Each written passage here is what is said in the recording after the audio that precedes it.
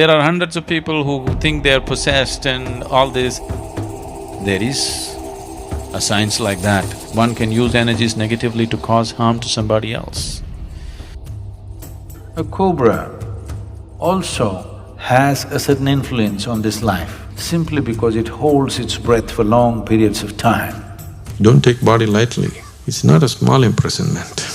But when one realizes how they got in, now they know how to live.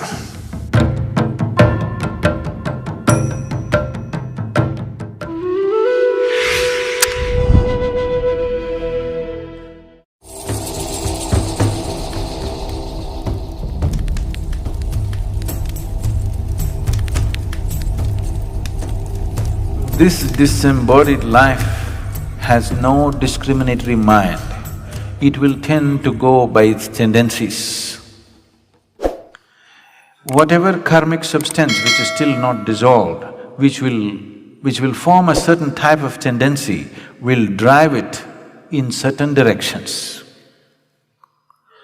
Certain directions means wherever there is life, and the life is of such a nature that it breeds minimally. For example, a tamarind tree. If you go and watch the other trees, you will see a lot of birds will be sitting for the night's rest.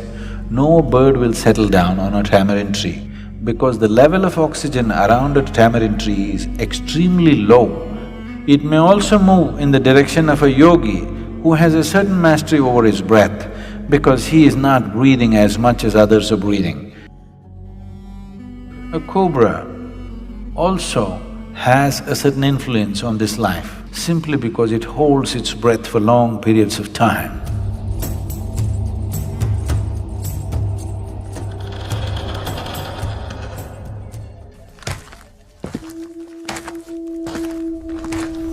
There are hundreds of people who think they are possessed and all this.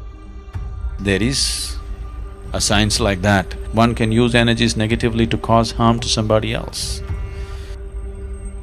It's mostly receded, very little of that is happening. But if you live in certain areas, certain parts of the country, this is very rampant. One thing is, if you have such impacts, you come and sit in the sphere of the Analinga,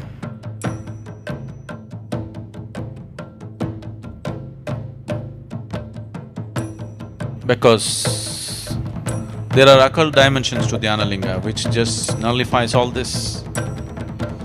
One Paurnami or Amavasya when things are more receptive for you, just one day, just sit there and go, that's all.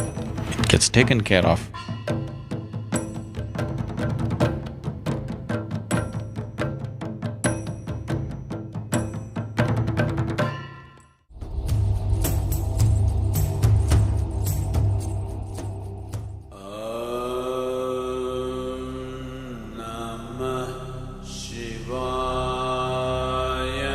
Your physical body is something that you have loaned from the planet on which you're living. When the time comes, the planet will claim it back. But the other dimensions of you, especially the karmic shell, continues to play. If it is in a certain level of awareness, the disembodied being is in a certain state of pleasantness. It is this that is being referred to as heaven, because they have left their physical body in a certain state of awareness. They enjoy the sweetness at a certain period of time. A holiday, a vacation, before you take on another physical body. Similarly, if people live in certain states of fear, anxiety, anger, in certain states of ignorance, the karmic shell has acquired a certain kinds of unpleasantness about itself. This unpleasantness is what we refer to as hell.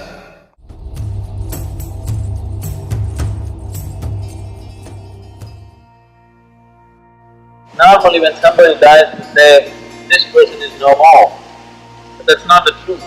He's no more the way you experience him, but he still is in many other ways. Don't take body lightly. It's not a small imprisonment. Unless you break it open, you can't leave it, isn't it? But when one realizes how they got in, now they know how to leave. If a person consciously sheds the body without damaging the body in any way, like you shed your clothes, you shed your body fully consciously, then we say this is Mahasamadhi. When a person lives like this, that's the end. Truly no more. Once again, whatever you call as myself has just dissolved and become a part of the consciousness. It's nothing to nothing. Yoga Chitta Vritti Nirodha Tada Drashtuhu Swarupe Avasthanam.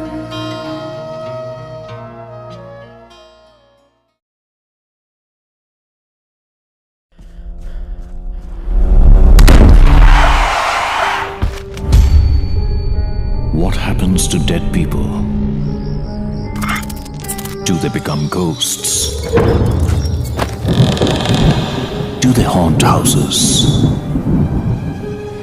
Do they possess you? Sadhguru demystifies the dead. When a person dies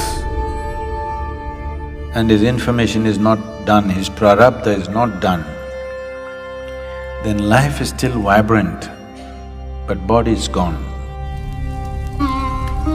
Whatever karmic substance which is still not dissolved, which will form a certain type of tendency, will drive it in certain directions. There are many aspects to it. If I say these things, you will start imagining things tonight. Watch Disembodied Beings, a 6-part series only on Sadhguru Exclusive.